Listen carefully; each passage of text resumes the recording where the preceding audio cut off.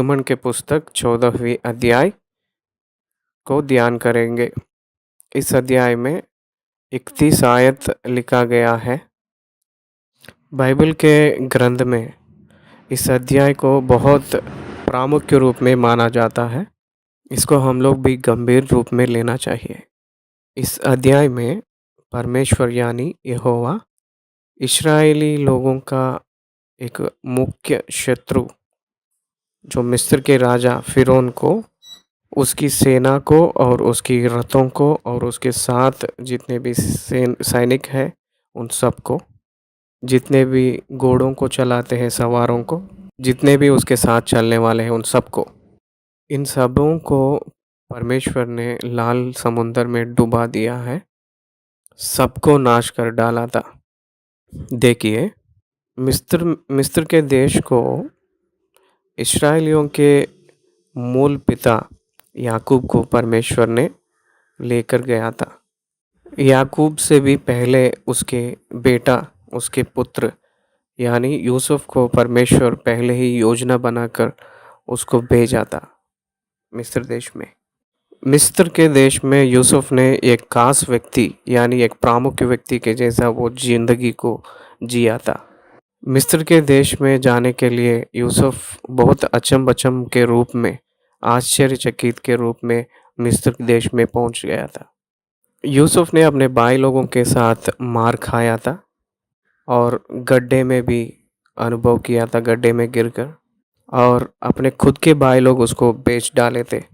इस प्रकार वैसे वैसे वो मिस्र के देश में पहुंच गया। मिस्र देश में पोतीफर कहकर एक व्यक्ति है जो राजा का एक मैनेजर था, राजा का देखभाल करने वाला था। उसके घर पे उसकी खुद की पत्नी यानी पोतीफर की पत्नी से परीक्षा किया गया था यूसुफ के ज़िंदगी में, लेकिन वो अपने पवित्रता को बचाने का निर्णय जो लिया था उसके वजह से गलत इंजाम से वो जेल में फंस गया था यूसुफ ने। जब वो जेल में बंदी खाना था, परमेश्वर अपने कार्य को उसके ज़िंदगी में किया था। उसकी 30वीं साल की उम्र में फ़िरौन को जो सपना दिखा था उसकी अर्थ बताने के लिए एक प्रामुख्य व्यक्ति के जैसा यूसुफ ने चुन लिया गया है। यूसुफ 110 साल तक ज़िंदगी को जिया था। 80 साल तक वो मिस्र देश में एक महत्वपूर्ण स्थान में रहा था। ध्यान दीजिए, यूसुफ जब वहाँ रहा करता था मिस्र में, उसके बाद याकूब परमेश्वर की ओर से मिस्र देश में पहुंचा गया था। उसके परिवार पूरा मिलकर 70 लोग वहां पहुंचे थे। 70 लोग गए थे, लेकिन 215 साल के बाद वो लोग उन्नति होते होते बढ़ते बढ़ते 6 लाख लोग बन गए थे जो चलने के लायक होते, पैदल चलने वाले। परमेश्वर यहोवा जब अब्राहम को बुलाया तब से 430 साल तक इस्राएली लोग एक महान जनता बन के बाद यूसुफ को जो नहीं जानता है वो राजा वहाँ आया था। इस्राएली जाति के ऊपर क्रोध रखकर उन सारे लोगों को दफनाने के लिए, उन सारे लोगों को कम करने के लिए, नाश करने के लिए सोचा था। उस इस्राएली जाति को छुड़ाने के लिए परमेश्वर खुद उतर कर आया और मूसा कहकर एक व्यक्ति को नियुक्त कर लिया था।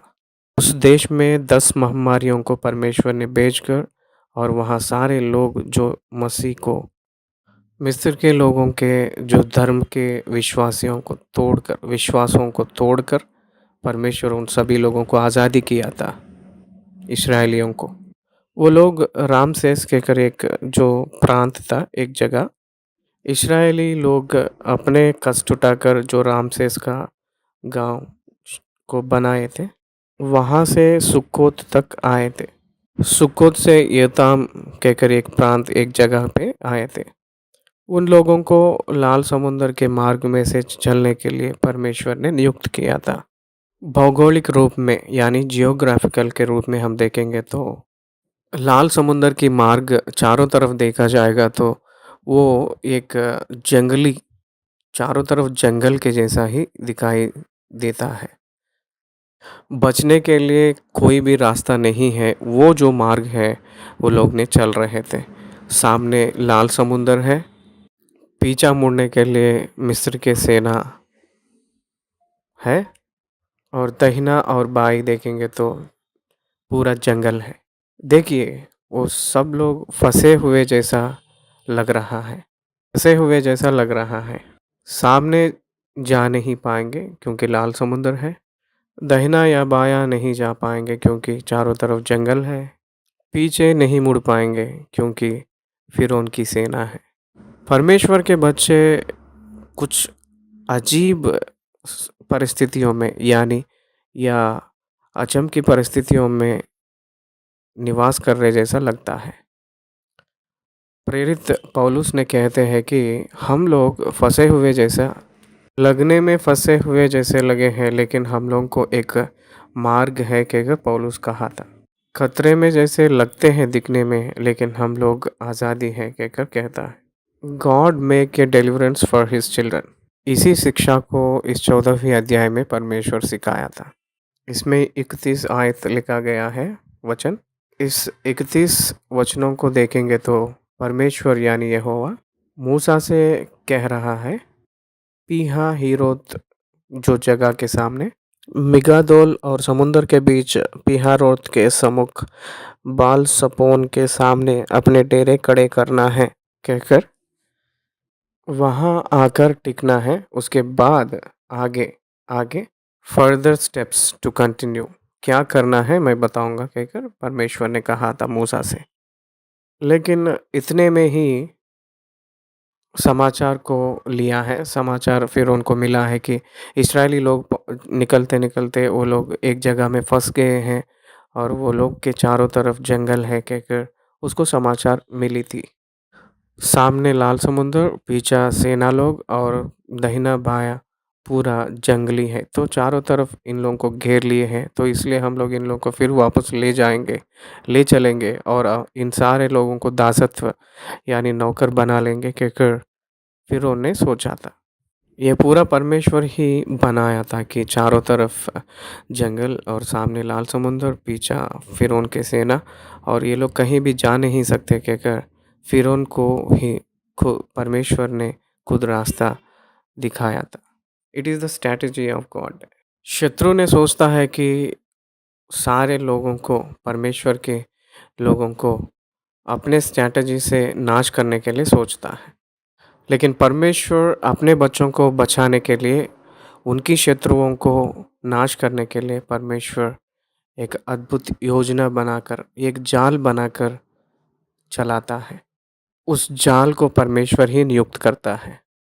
इसलिए परमेश्वर के लोगों को यानी परमेश्वर के बच्चों को कोई भी नाश नहीं कर सकता है कहकर, चाहे जितना भी महान सेना भी हो, लेकिन किसी का वश नहीं हो सकता है कि अपने परमेश्वर के बच्चों को नाश करने के लिए कहकर परमेश्वर दर्शा रहा है कहकर इस अध्याय बताती है। परमेश्वर फिरौन के हृदय को कठिन कर दिया था, तो इसलिए वो सोचता है कि अरे क्यों इन लोगों को छुटकारा दे दिया हूँ, क्यों इन लोगों को बेच दिया हूँ कहकर वो सोचने लगता है। तो वो लोग सोचते हैं कि उन लोगों को क्यों बेच दिए, क्यों छोड़ दिए हैं कहकर उनके पीछे हो लिए थे, यानी इस्राएली लोगों के पीछे पड़े थे मिस्र के सेना। 600 रथों को, 50,000 घोड़ों के सवारों को, घोड़ों को लेकर 2 लाख पैदल चलने वाले जो सेना है, उन सारे लोगों को, रथों के सवारों को और सेना को और लाखों लोग उन लोगों के पीछे हो लिए थे, उन लोगों के पीछे पड़े थे। वो लोग जब आ रहे थे, इस्राएली लोग उस आवाज़ को सुनकर घबरा गए थे।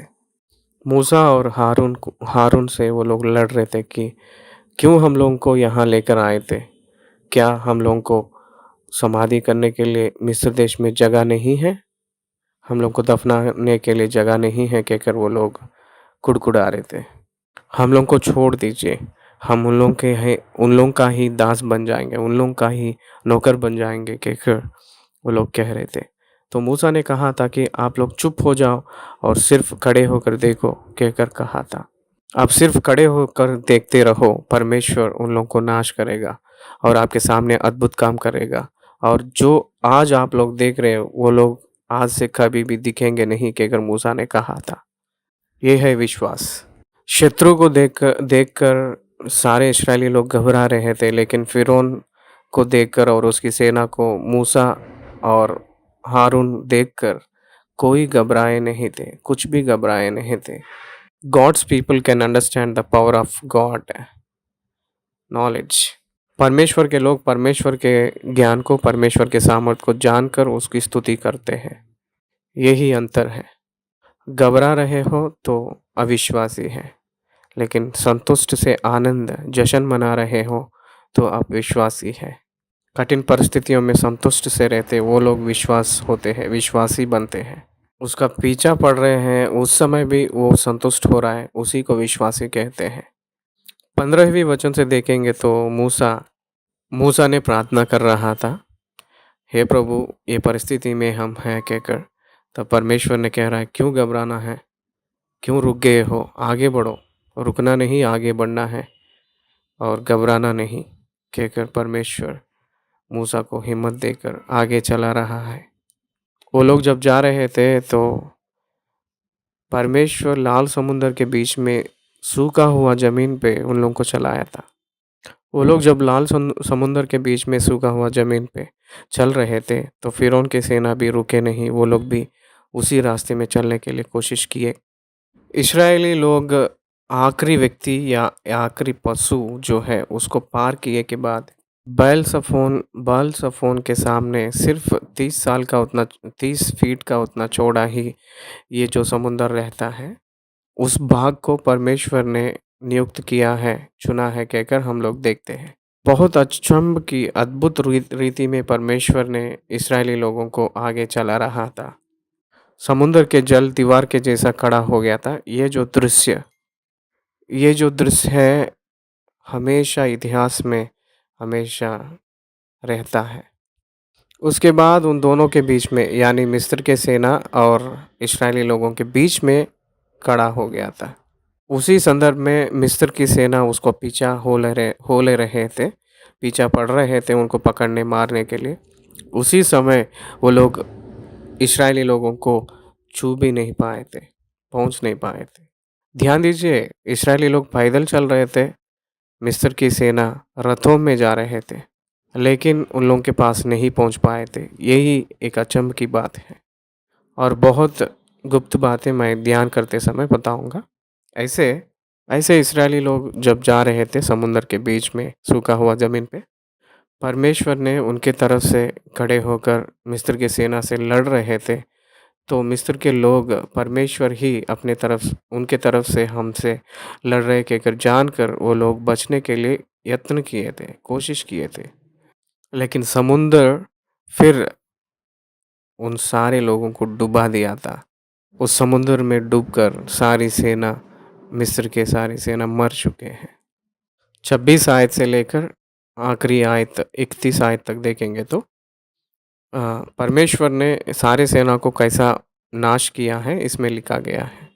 इसको देखे थे उस समय इस्राएली लोग मूसा के ऊपर और परमेश्वर के ऊपर विश्वास किए हैं कहकर इस अध्याय में लिखा गया था। आइए पहले आयत से देखेंगे। यहोवा ने मूसा से कहा, इस्राएलियों को आज्ञा दे कि वे लौटकर मिगादोल और समुंदर के बीच पीहा हिरोत के सम्मुख बल सपोन के सामने अपने डेरे खड़े करे, उसी के सामने समुंदर के तट पर डेरे खड़े करे। उन लोगों का टिकने का जगह है वो बाल सफोन। उसके बाद समुंदर ही है, बगल में चारों तरफ पूरा जंगल है। देखिए, फिरौन ने सोचा था चारों तरफ जंगल है और सामने समुंदर है, इसी देश में वो लोग फंस गए कहकर सोचता है फिरौन राजा। God's strategy and trap. परमेश्वर शत्रु के जो भी योजना है उसको कैसे भटकाए कहकर वो सोच रहे थे। बाह्य के रूप में कौन सी परिस्थितियों को करेंगे दिखाएंगे तो शत्रु कैसे वो निर्णय लेता है कहकर परमेश्वर ने सोच रहा होगा। God knows the hearts of the enemy. परमेश्वर शत्रु के दिल को जानता है। शत्रु के हर एक योजना और उसके विधियों को जानता है। शत्रु के इमोशंस को जानने वाला है। शत्रु के पहले कदम भी जानने वाला है। एक बात में बताना चाहेंगे तो इस्राएली लोग और उसके इस्राएलियों का प्रधान जो सोचता है उसी के बारे में परमेश्वर ने सोच रहा है। ये बात आपको याद रखने के लिए मैं आपको कह सकता हूँ। और God is thinking about their Israel and their safety and their happiness. परमेश्वर इस्राएली लोगों के रक्षा के लिए और उसकी सेफ्टी के लिए, उसकी रक्षा के लिए सोच रहा है, उसकी आनंद के लिए। समझ रहे हैं? फ्रॉम द बिगिनिंग परमेश्वर के बारे में शुरुआत से हम देखेंगे तो अपने बच्चों के बारे में वो अपनी योजना बनाते रहता है। बाइबल में देखेंगे तो वो सोचते हैं। इसलिए एक भक्त ने कहा है कि देखो मेरे हथेलियों पर तुझे रचा लिया कहकर कहा था। परमेश्वर अपने हाथों में हम सारे लोगों को रचा कर हमेशा देख रहा है, अपने भक्तों को। यहोवा के आंखें अपने भाई मानने वालों के ऊपर हमेशा रहता है। इसलिए परमेश्वर की नज़र इस्राएलियों के ऊपर है। क्रूस परमेश्वर की एक महान योजना है। इस योजना को बहुत लोग समझ नहीं पाए थे। इस योजना को अपवाद भी समझ नहीं पाया था। यीशु मसीह का मृत्यु हो गए तो पूरा इतिहास ख़त्म हो जाएगा कहकर सोचे थे, लेकिन वहीं से ही अपना कहानी शुरू होगा कहकर कोई भी सोच नहीं पाए थे। शैतान ने सोच नहीं पाया था। धर्म के मुख्य लोग भी सोच नहीं पाए थे। इसलिए परमेश्वर की योजना अलग है, अपनी आलोचना, अपनी सोच अलग है। ये एक अच्छा सा उदाहरण है। परमेश्वर ने कह रहा है कि मैं फ़िरौन का हृदय को कठिन करूँगा। व्यक्ति ने सारे इस्राएली लोगों का पीछे हो लेंगे तो उस समय मैं उसको नाश करूँगा। तब सारे मिस्र समझ जाएंगे कि यहोवा कितना महान है कहकर परमेश्वर की योजना थी। तब मैं यहोवा हूँ कहकर सारे मिस्र जानने के लिए और उनके वजह से मेरी महिमा होगी कहकर सोचे थे। वो लोग वैसे ही उतरे हैं। मैं परमेश्वर हूँ कहकर मिस्र जान जाएंगे। मिस्र देश में परमेश्वर एक शेर के सपन के जैसा दिख रहे हैं। उस देश का जो नेता है, उस देश का जो सेना है, जो व्यक्ति ने उस मिस्र देश को रक्षा करता था, उसी व्यक्ति को जब लाल समुद्र में डुबा देंगे तब वो समझ जाएंगे कि परमेश्वर यहोवा है कहकर। जो जा रहे हैं उन लोगों को वापस लौटा कर उनके उनके पास जो भी सोना है वो भी छीन लेंगे और उन लोगों को दासत्व बनाकर हम लोग उन लोगों को इस्तेमाल करेंगे कहकर जो इंतज़ार कर रहे थे मिस्र के लोग, उन लोगों को एक अचंभ की बात सुनाई देता है कि मिस्र की सेना सब डूब मरे हैं कहकर। उनके परमेश्वर यानी इस्राएल के परमेश्वर बहुत अद्भुत काम किया है कहकर मिस्र जानने के लिए, उनके परमेश्वर उनके तरफ से युद्ध किया है कहकर जानने के लिए परमेश्वर के लोगों को छुएंगे तो हम लोग नाश हो जाएंगे कहकर डरने के जैसे परमेश्वर ने बनाया था। डर किसको आया पता है? कानान के देशवासियों ने समुद्र में जो घटना हुई थी, मिस्र की सारी सेना जो डूब के मर गए थे, उस घटना को सुनकर भयभीत होकर वहां से छोड़कर, कानान देश को छोड़कर इस्राएली लोगों के बारे में सुनकर दौड़ रहे थे। ध्यान दीजिए, परमेश्वर भविष्य के मार्ग के बारे में, भविष्य के लिए भी परमेश्वर यही योजना बना के रख रहा था इस्राएलियों को। 5वीं आयत, जब मिस्र के राजा को यह समाचार मिला कि वे लोग भाग गए, तब फिरौन और उसके कर्मचारियों का मन उनके विरुद्ध पलट गया और वे कहने लगे, हमने यह क्या किया कि इस्राएलियों को अपनी दासता से छुटाकर देकर जाने दिया। तब उसने अपने रथ जुतवाए और अपनी सेना को संग लिया।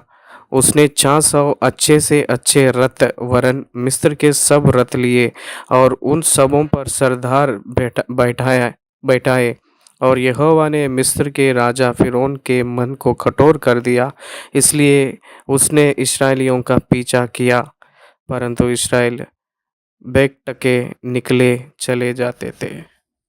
इस्राएलियों ने बेक टके निकले चले जा रहे थे। फ़िरौन अपने रथों के साथ सरदारों को के साथ वो निकल आ रहा था। फ़िरौन के जितने भी सामर्थ है वो सब कुछ दिखाया था। उसके रथ 600, उसके सरदार 50,000, उसका दंड 2 लाख लोग। उन लोगों को पीछे करते हुए पीहा हीरोत पे उससे कूच लिया, समुंदर के पास उससे मिला। देखिए इस्राएली लोग कितने डर भयभीत हो गए हैं। देख रहे परमेश्वर के वचन को। महान सेना है और निर्बल परमेश्वर के लोग वहाँ हैं। उनका बल केवल परमेश्वर ही है और कुछ नहीं है। परमेश्वर को जो जानते नहीं है वो सेना बहुत बल के जैसा, पराक्रमी के जैसा दिख रहा है। उनके हाथों में हथियारें हैं, उनके पास रथों हैं, बहुत महान वीर सेना भी है। उनका हाथ बहुत बड़ा है, तो भी उनके साथ तो भी वो लोग परमेश्वर के लोगों से मिले हैं। मानवता से देखेंगे तो क्या सोचेंगे? ये मिस्री लोगों को ही होगा कहकर सोचते हैं, लेकिन परमेश्वर उसको उलट पलट दिया है। 10वीं आयत। जब फ़िरौन निकट आया तब इस्राएलियों ने आंखें उठाकर क्या देखा कि मिस्री हमारा पीछे किए चले आ रहे हैं, और इस्राएली अत्यंत डर गए और चिल्लाकर यहोवा की दुहाई दी। बहुत संतुष्टि की बात है कि थोड़े लोग इस्राएली लोग में परमेश्वर की दुआ कर रहे हैं, परमेश्वर की दुहाई दे रहे हैं। कुछ लोग तो परमेश्वर की ऊपर विश्वास ना करके डर गए, थोड़े लोग तो वापस चले जाने के लिए सोच रहे हैं, थोड़े लोग दुआ कर रहे हैं। कुछ लोग तो ऐसे कह रहे हैं, देखिए 11वीं आयत पढ़ रहा हूँ। और वे मूसा से कहने लगे, क्या मिस्र में खबर ना थी जो तू हमको वहाँ से मरने के लिए जंगल में ले आया है? तूने हमसे ये क्या किया कि हमको मिस्र से निकाल लाया? क्या हम तुझसे मिस्र में यही बात ना कहते रहे कि हमें रहने दे, कि हम मिस्रियों की सेवा करें?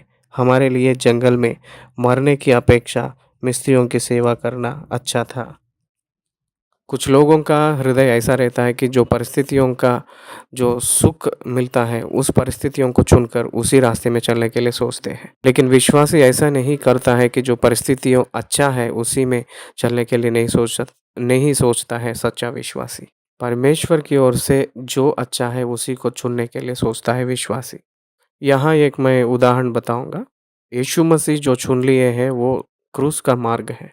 यीशु मसीह जो चुन लिए हैं उस मार्ग में बहुत कठिन परिश्रम है, उसमें मृत्यु है, खून बहाने का योजना है, खून त्याग करने का ज़रूरत है, तो भी परमेश्वर उसी को चुन लिया, यीशु मसीह। इसलिए जो आसान मार्गों को चुनने वाला विश्वासी नहीं होते हैं, परमेश्वर की इच्छा के अनुसार जो मार्ग चुन लेते वो ही सच्चा विश्वासी कहा जाता है। इसलिए परमेश्वर ने मूसा से कहा था और उन लोगों से, डरो मत, डरो मत। ये बात बाइबल में 365 बार लिखा गया है। डरने का ज़रूरत नहीं, शत्रुओं को देखकर, परिस्थितियों को देखकर डरने का ज़रूरत नहीं। ये बात परमेश्वर के लोग जानना चाहिए। क्यों नहीं डरना है? अपने ओर जो परमेश्वर है वो शत्रु से भी सामर्थी है कहकर जानेंगे, तभी तो हम लोग नहीं डर सकते हैं। मूसा डरा नहीं, क्यों? फ़िरौन की सामर्थ से भी परमेश्वर का सामर्थ ज़्यादा है कहकर वो जानता है। परमेश्वर फिर दासत्व के मार्ग पे नहीं ले जाएगा कहकर मूसा ने विश्वास किया। इसलिए हम लोग जानने का बात यह है कि एक बार परमेश्वर छुड़ाया है तो फिर दासत्व में नहीं लेकर जाएगा। इसलिए 13 आयत में लिखा है कि मूसा ने लोगों से कहा, डरो मत, खड़े खड़े वह उद्धार का काम देखो जो यहोवा आज तुम्हारे लिए करेगा। God will provide the salvation without any delay, a great escape. God will give you the great salvation today. आज ही परमेश्वर ने उद्धार करेगा, आप डरो मत। परमेश्वर अपने सारे मुसीबतों से छुड़ाने वाला है, नया मार्ग दिखाने वाला है, जंगल में एक अद्भुत रास्ते दिखाने वाला है, रेगिस्तानों में पानी को लाने वाला परमेश्वर है। आग में से हम चलेंगे तब भी हम लोग को कुछ भी हानि ना करने से जैसा परमेश्वर है। जब हम लोग हानि में चलते हैं, बचाने वाला परमेश्वर है। पानी में हम लोग जब बहते हैं तो हम लोग को झरनियों में से बचाने वाला परमेश्वर है, आग में से बचाता है। ये है परमेश्वर की सामर्थ। जो जानता है वो कभी भी भटकता नहीं। यहोवा आपकी तरफ से लड़ने वाला है, सिर्फ खड़े रहिए। मसीह परमेश्वर के विश्वासी खड़े हुए तो बस है, परमेश्वर खुद काम करेगा। परसेंट कोई भी विश्वासी काम किया है तो उसमें 0% हम लोग करते हैं, पूरा काम परमेश्वर ही करता है। लाल समुंदर को सुखाने वाला परमेश्वर है, उसमें चलाने वाला परमेश्वर है, लेकिन मूसा सिर्फ हाथ दिखाने वाला है। परमेश्वर अपने सामर्थ को दिखाने के लिए, परमेश्वर अपने सेवक को महिमा कराने के लिए नियुक्त करता है। क्या आप जानते हैं परमेश्वर आपको सेवकाई में बुला रहा है? इसका मतलब क्या है? आपको महान करने के लिए, आपकी द्वारा परमेश्वर की महिमा करने के लिए ही नहीं, आपका भी महान करने के लिए परमेश्वर बुलाता है। हमको आशीष देने के लिए, लेकिन अपने से लाभ पाने के लिए नहीं। सिर्फ हम लोगों को लाभ करने के लिए परमेश्वर हम लोगों को नियुक्त करता है, चुनता है। इसलिए प्रेरित पौलुस ने कहता है कि पहली कुरिन्थियों के पुस्तक में, परंतु परमेश्वर ने जगत के मूर्खों को चुन लिया है कि ज्ञानवानों को लज्जित करे, और परमेश्वर ने जगत के निर्बलों को चुन लिया है कि बलवानों को लज्जित करे। ज्ञानवानों को लज्जित करने के लिए बहुत परमेश्वर निर्बल लोगों को चुन लिया है।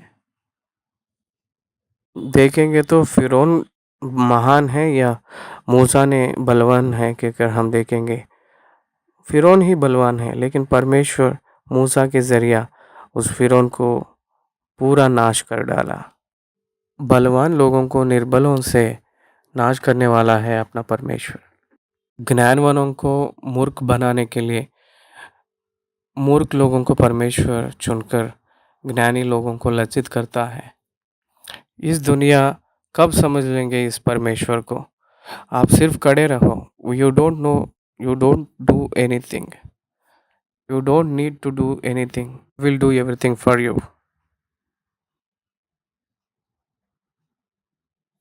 परमेश्वर सब कुछ करेगा, आपकी योजना से कुछ नहीं होगा। You can be the witness of the gods work, that's it. परमेश्वर के गवाह ठहरेंगे तो बस है। देखिए 13वीं आयत में, क्योंकि जिन मिस्रियों को तुम आज देखते हो उसको फिर कभी ना देखोगे, उनको फिर कभी ना देखोगे। आंखों के सामने वो लोग दिख रहे हैं तो भी कहते हैं कि आज से कभी नहीं देखेंगे, कहकर बोलता है क्यों? उसी को कहते हैं विश्वास, दैट इज फेथ। उन लोगों को क्या संभव होगा? मूसा ने विश्वास से पहले ही देख रहा है। वो लोग नाश होंगे। कैसे नाश होंगे? वो लोग बहुत बलवंत लोग हैं, तो भी कैसे नाश होंगे? लोग परमेश्वर के हाथ में से नाश होते हैं, लेकिन उन लोग से नहीं, इस्राएली लोगों से नहीं। युद्ध करने वाला खुदा है, प्रजा नहीं, लोग नहीं। लोगों की तरफ से युद्ध करने वाला परमेश्वर ही है। यही मसीहत है। 15वीं आयत, तब यहोवा ने मूसा से कहा, तू क्यों मेरी दुहाई दे रहा है? इस्राएलियों को आज्ञा दे कि यहाँ से कूच करे, और तू अपनी लाठी उठाकर अपना हाथ समुद्र के ऊपर बढ़ा और वह 2 भाग हो जाएगा। परमेश्वर मूसा को अधिकार दे रहा है कि एक अथॉरिटी दे रहा है। तूने उस समुद्र के ओर अपने लाठी को दिखा, 2 भाग हो जा कहकर बोल दे, बस। समुद्र कैसे भाग होगा और मनुष्य कहने से कैसे होगा? परमेश्वर किसी को नहीं दिख रहा है, केवल मूसा को ही दिख रहा है। तो इसलिए मूसा ने परमेश्वर से बात कर रहे, परमेश्वर मूसा से बात कर रहा है। परमेश्वर मूसा को कह रहा है कि अपनी लाठी को दिखाओ, हाथों को दिखाओ कह रहा था। लेकिन प्रजा लोग तो सिर्फ मूसा को देख रहे थे, परमेश्वर को नहीं। दिखने में तो एक जो कार्यक्रम मैं ही चला रहा हूँ कहकर लगता है, लेकिन करवाने वाला पीछा है। इसलिए प्रेरित पौलुस ने कहता है कि उसकी अनुग्रह ही मेहनत की है, मैं नहीं, कहकर कहता है। मैं भी वही गवाही बोल रहा हूँ। 17वीं आयत पढ़ रहा हूँ। और सुन, मैं आप मिस्रियों का मन को कठोर करता हूँ और वे वहाँ भी उनका पीछा करेंगे। तब फिरौन और उसकी सारी सेना और रथों और सवारों के विनाश द्वारा मेरी महिमा होगी। और जब फिरौन और उसके रथों और सवारों पर विजय द्वार मेरी महिमा होगी, तब मिस्री जान लेंगे कि मैं ही यहोवा हूँ। मिस्र की राजा, उसकी सेना का जो मैं करने जा रहा हूँ उसको सुनकर मिस्र के वासी, मिस्री लोग कितने भी हैं, वो सब लोग जानकर सोचेंगे कि परमेश्वर का ही महिमा हो कहकर मेरी महिमा करेंगे और मैं उन लोगों के द्वारा महिमा पाऊंगा कहकर परमेश्वर ने कह रहा है। परमेश्वर अपनी महिमा को किसी को नहीं देगा। मेरी महिमा को किसी और को नहीं दूंगा कहकर वो अपने आप प्रकट किए थे। तब परमेश्वर के दूत जो इस्राएली सेना के आगे आगे चला करता था जाकर उनके पीछे हो गया। 19वीं आयत। और बादल का खंभा उनके आगे से हटकर उनके पीछे जा ठहरा। वो जो खंभा पीछे हो गया है उस खंभा पीछे हो गया था तो इस्राएली लोग आगे हो गए थे और खंभे के पीछे मिस्र के सेना थी। तो उसी खंभा इस तरफ देखेंगे तो वो आग की खंभा है, उस तरफ देखेंगे तो वो मेघ का खंभा है कहकर हम जानते हैं। इससे हम एक शिक्षा पाएंगे। मिस्र के लोगों को सामर्थ्य है, सेना है, सब कुछ है, लेकिन उनके परिस्थितियों को अलट पलट कर दिया था परमेश्वर ने। इस्राएली लोग तो उन लोगों के पास घोड़े नहीं है, रथ नहीं है, कुछ भी नहीं है, वो लोग पैदल चलने वाले हैं। लेकिन उनकी पैदल चलने का जो परिस्थिति है वो तो परमेश्वर चलाने के लिए आग की खंभा दिखाने के लिए अंधेरे को भगाने के लिए रखा था। इस्राएली लोग अच्छे से चलकर वो लोग पार कर दिए थे क्योंकि उन लोगों को उजाला भी है आग के खंभे के वजह से। लेकिन मिस्री लोगों के सामने तो मेघ का खंभा है, इसलिए उस मेघ में उन लोग का आंख ठीक से नहीं दिखा था, इसलिए वो लोग पहुंच नहीं पाए थे। उतना ही नहीं, परमेश्वर उसके रथों का, मिस्री सेना के रथों का चक्र को उखाड़ दिया था। A divine action, super natural power manifestation, परमेश्वर की महान सामर्थ्य शक्ति निकली है। हाँ। 20वीं आयत। इस प्रकार वह मिस्रियों की सेना और इस्राएलियों की सेना के बीच में आ गया और बादल और अंधकार तो था तो भी रात को उन्हें प्रकाश मिलता रहा और रात भर एक दूसरे के पास ना आए। God protected from the people of Israel from the Egypt soldiers। मिस्र के सेना से ना पकड़ पाए थे क्योंकि परमेश्वर उनके बीच में खड़ा हो गया था। याद रखिए ये बात को, परमेश्वर हमेशा आपके शत्रुओं को, आपके ज़िंदगी को उसके हाथ में नहीं सौंपता है। आपके शत्रु आपको नाश करने के लिए जो भी योजना बनाता है उसमें से परमेश्वर बचाता है। 21वीं आयत। तब मूसा ने अपने हाथ समुद्र के ऊपर बढ़ाया और यहोवा ने रात भर प्रचंड पुरवाई चलाई और समुद्र को दो भाग करके जल ऐसा हटा दिया जिससे उसके बीच सूखी भूमि हो गई। तब इस्राएली समुद्र के बीच स्थल ही स्थल पर होकर चले और जल उनकी दाहिनी और बाईं ओर दीवार का काम देता था। तब मिस्री अर्थात फिरौन के सब घोड़े, रथ और सवार उनका पीछा किए हुए समुद्र के बीच में चले गए और रात के अंतिम पहर में यहोवा ने बादल और आग के खंभे, ये एक ही खंभा है, बादल और आग के खंभे में से मिस्रियों की सेना पर दृष्टि करके उन्हें घबरा दिया और उसने उनके रथों के पहियों को निकाल डाला जिससे उनका चलाना कठिन हो गया। तब मिस्री आपस में कहने लगे, आओ हम इस्राएलियों के सामने से भागें क्योंकि यहोवा उनकी ओर से मिस्रियों के विरुद्ध युद्ध कर रहा है। मिस्री के सेनाओं को समझ गए, जान गए हैं कि यहोवा ही उनके तरफ से लड़ रहा है कहकर चलो यहाँ से भागेंगे कहकर अपने आप बोल लिए हैं। क्योंकि वो जानते हैं कि 10 महामारियाँ जो परमेश्वर की ओर से आया था उसका स्वाद कैसा रहता है वो सब लोग अनुभव किए हैं, इसलिए वो लोग सोच रहे कि भागे, इसलिए वो लोग सोच रहे कि चलो भागे यहाँ से, निकलो यहाँ से कहकर अपने आप को बोल ले रहे थे। लेकिन वो लोग चल वापस नहीं जा सकेंगे क्योंकि 26वीं आयत देखेंगे। फिर यहोवा ने मूसा से कहा, अपना हाथ समुद्र के ऊपर बढ़ा कि जल मिस्रियों और उनके रथों और सवारों पर फिर बहने लगे। तब मूसा ने अपने हाथ समुद्र के ऊपर बढ़ाया और बोर होते होते क्या हुआ कि समुद्र फिर ज्यों का त्यों हो गया और मिस्री उल्टे भागने लगे, परंतु यहोवा ने उनको समुद्र के बीच ही में झटक दिया। कौन झटक दिया? परमेश्वर ने झटक दिया था। समुंदर झटक नहीं दिया, परमेश्वर ने झटक दिया है। हालेलुया।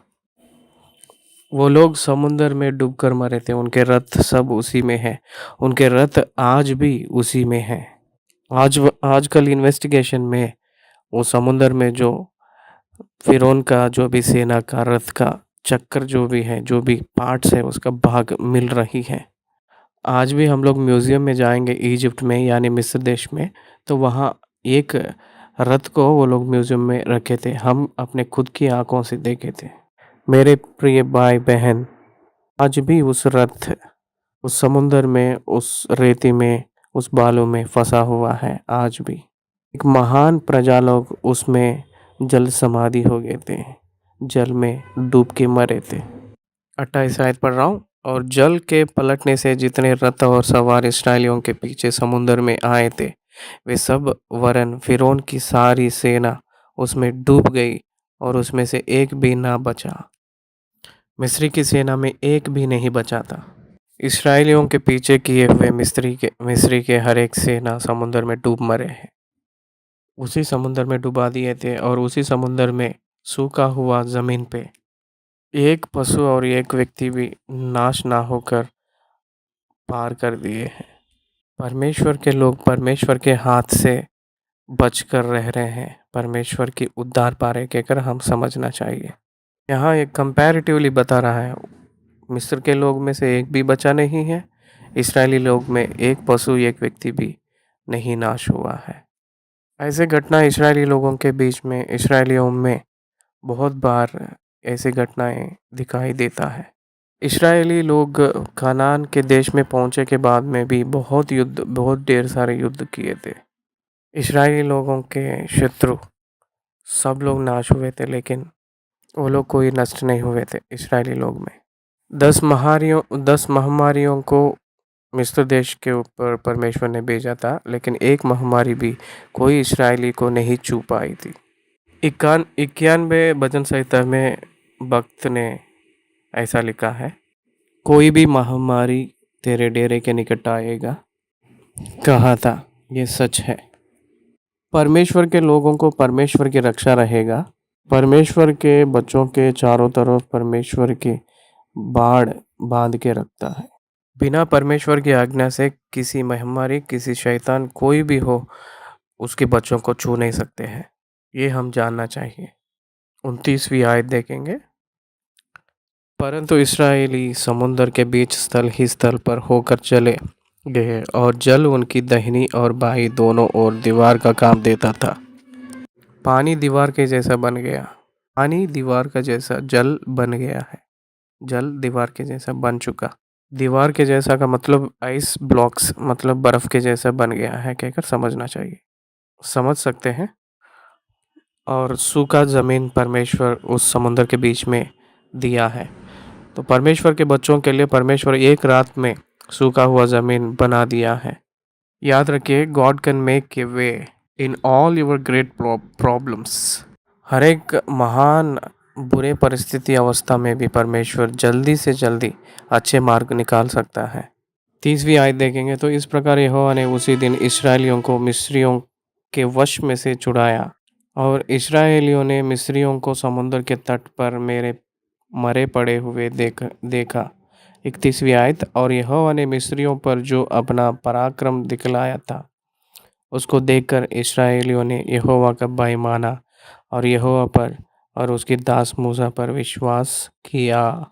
देखिए, यूहन्ना रचित सुसमाचार 2 अध्याय में देखेंगे तो यीशु मसीह किया हुआ एक आश्चर्य काम, पानी को दाखरस बनाना, वो एक क्रिया को देख सकते हैं। जितने लोग वहाँ देखे थे उसमें उनके शिष्य उनके ऊपर विश्वास करने लगे, ऐसा लिखा गया है। यहाँ भी परमेश्वर ने जो किया हुआ आश्चर्य कामों को देखकर जितने लोग देखे हैं उनके ऊपर विश्वास करने किए थे। कार्यों को देखकर, आश्चर्य कार्यों को देखकर विश्वास करने वाले हैं ये लोग। कार्य को देखकर विश्वास करने से भी ना देखकर विश्वास करने वाला ही धन्य कहकर बाइबल कहती है। ना देखकर जो विश्वास करते वही लोग स्थिरत्व हो पाते हैं। स्थिर होते हैं। ये बाइबल की सत्य है। उसकी चेला तोमा ने परमेश्वर को यानी यीशु मसीह को देखकर ही मैं विश्वास करूँगा कहा था। वो पुनरुत्थान हुआ है कहकर मैं देख के ही विश्वास करूँगा कहा था, लेकिन प्रभु ने उससे कहे थे कि आप देखकर विश्वास किए, लेकिन जो ना देखकर विश्वास करते वो ही धन्य कहकर यीशु मसीह ने कहे थे। कुछ आश्चर्य कामों को देखकर विश्वास करना या कुछ आधार, कुछ सबूतों को देखकर विश्वास करना, ये कुछ प्रत्येक मायना नहीं रखता है। कुछ भी ना होकर जो विश्वास करते हैं, कुछ भी ना होकर विश्वास करते हैं, ना देखकर कैसे विश्वास कर सकते हैं, तो उसी को विश्वास कहते हैं बाइबल की ओर से। विश्वास का मतलब अनदेखी वस्तुओं का प्रमाण है और हुई वस्तुओं को आशा रखना है। अब्राहम ने परमेश्वर जो वादा किया था उसको भौतिक रूप में नहीं देखा था, लेकिन दूर से देखकर परमेश्वर की महिमा किया था, विश्वास किया था। विश्वास करने वाला पा लेता है, कबूल कर लेता है, याद रखिए। इसलिए इस्राएली लोग विश्वास किए जैसा दिख रहे हैं, लेकिन 10 बार उस अरण्य की यात्रा में, जंगल की यात्रा में परमेश्वर को विसर्जन किए थे, अविश्वास किए हुए जैसा दिखते हैं। कई बार मूसा के ऊपर खाने के लिए, पीने के लिए, खाने के लिए बहुत बार कुड़कुड़ाने का जैसा दिखते हैं। परमेश्वर की सामर्थ को देखकर विश्वास करने से भी ना देखकर विश्वास करना ही विश्वास कहते हैं। वैसे विश्वास हम लोगों को उद्धार और रक्षा करती है। मेरे पास धन नहीं है, मैं धन को देखकर विश्वास करेंगे तो परमेश्वर को क्या प्रयोजन है, क्या लाभ है। परमेश्वर के ऊपर विश्वास करता हूँ, इसलिए परमेश्वर खुद वो धन मुझे देता है, उसी को विश्वास कहते हैं। इसलिए परमेश्वर दिए तो ही मैं विश्वास करूंगा कहकर नहीं, ना दिए तो भी विश्वास करूंगा, इसी को विश्वास कहते हैं। तो इसलिए आखिरी आयत में देखेंगे तो लोग ने मूसा के ऊपर विश्वास करना प्रकट किए हैं। लोग मूसा के ऊपर विश्वास जो किए थे वो ज़्यादा देर तक नहीं है कहकर आगे अध्यायों में हम लोग बोल सकते हैं। देखकर विश्वास करने से भी अनदेख कर विश्वास करेंगे, वही विश्वासी है। यहोवा का भय मानने का मतलब ऐगुप्त मिस्र के लोगों को, सेना को मारे हैं, तब वो लोग भय मान रहे हैं। उनके सामर्थ्य को देखकर वो लोग विश्वास नहीं कर रहे, भय नहीं मान रहे हैं। उनकी सामर्थ्य को देखकर विश्वास करना नहीं, उनके सामर्थ्य को देखकर प्रेम करना बहुत उत्तम चीज़ है। उनको देखकर डरना है, इसका मतलब यह है कि वो नाश करेगा कहकर डरना नहीं, उनकी नाम को बदनाम करने का भय हम लोग पाना चाहिए, हम लोग उस भय पे रहना चाहिए। इसलिए हम लोग अपने ओर से परमेश्वर के नाम का बदनाम होगा कहकर जो भय है उसमें रहना चाहिए, लेकिन परमेश्वर हमको मार देगा कहकर डर के नाते हम लोग उसकी उपासना करके स्तुति करेंगे, उसकी दुहाई देंगे, तो वो परमेश्वर को कुछ नहीं देती है। इस विषय को भी आप थोड़ा ध्यान देना चाहिए। 14वीं अध्याय को समाप्त किए हैं। धन्यवाद है।